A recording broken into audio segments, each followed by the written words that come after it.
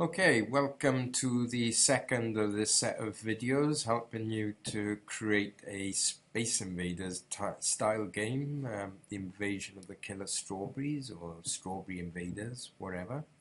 In the last game we set up the environment, I introduced you to the environment, and we set up our stage, we incorporated a couple of assets. We'll be taking that some stages further in the next video. So let's get cracking. We'll set the movement on the bat first because that's fairly straightforward. You'll notice as we select the different objects, look in the right hand panel where the properties, note how that changes. I could drag and drop that anywhere I like. I could put it there if I like. So some people prefer it to be more mid-screen. I'll leave it there. And you'll notice how you've got different groupings of options for properties by clicking across the top. Display options here. Okay, is it visible at the start? Does it fade in? Does it fade out? Okay. The size of the thing, and also movement denoted by the little run-in person. And if I click on static, it will display all the different movement options that I've got.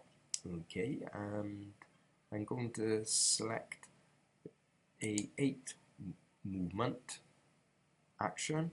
I'll just try that movement, and it'll open up a little test window for us. And I'm using the cursor keys now to move the bat around, or the gun around. That isn't a typical movement for a Space Invaders game, I think you'll agree. We'll need to do a couple of things. First off, we need to reduce the amount of directions that it's going to move in, and one of the options in the movement you'll note is its directions, and if I click on there I can control the directions by removing these arrows.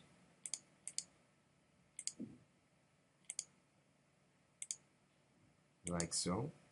So perhaps you've already guessed it. Well, next time I test the movement on this,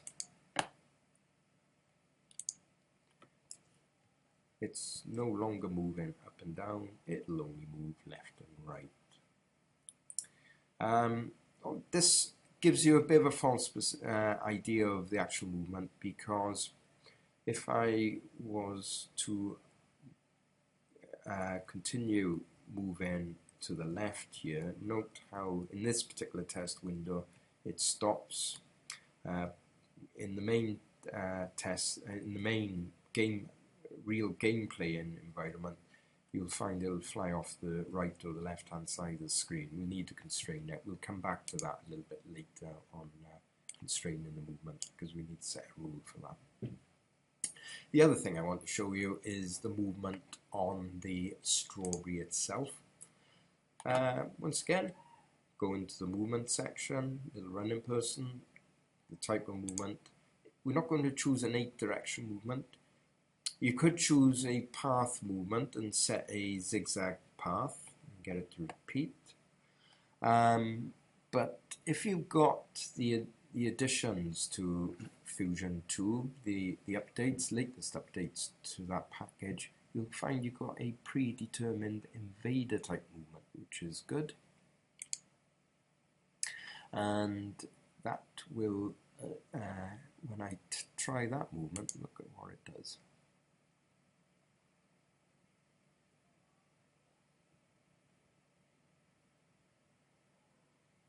Okay, it's a little bit slow.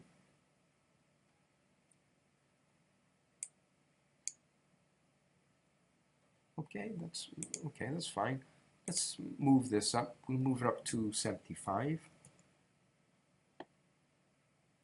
That will increase the speed of it. I'm selecting the speed option here. It's a bit quicker.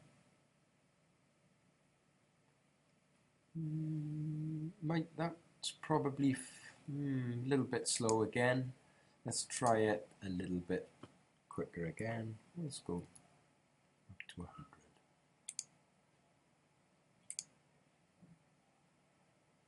Try that again. Oops, that's gone a bit wild. I think something around about 80 would be just fine.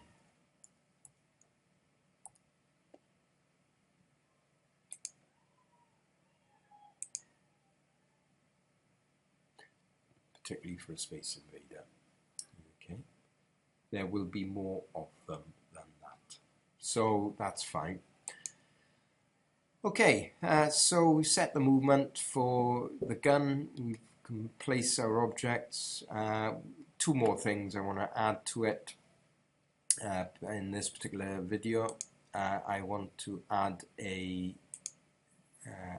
I'm going to add an extra couple of objects. I'm going to add that by going up to the insert option up here and then clicking new object. And there are two things I can add here. One is lives. I can click on lives. Note how it then, the pointer changes to crossheads. I can drag out a lives icon here.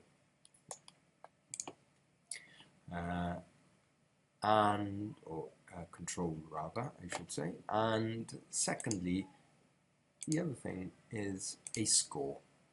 Click on OK. I'm being careful where I'm going to put this, and I'll explain why in a moment. I'm going to put it off stage initially. And I've set the score. Note the score. It's black. The background is black. Yes, I could change it to a lighter color. That will allow us to see the score quite clearly. But maybe I don't want to change it to black. So perhaps the score, I want to keep the background as black, and maybe it's appropriate therefore to change the color of the score. Well, we can do that once again by selecting our object, and we can edit our object. And we can edit the object. The object is made up of a series of frames. Note how they're different colors. And for each of them, then we can zoom in on it and simply change the color of the black area from black to something lighter, such as maybe a yellow color. Click on OK.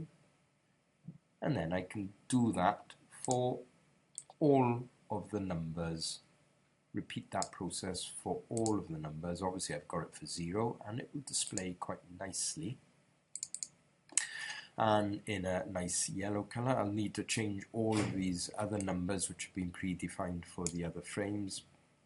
I personally would choose to change all of the objects in that particular range.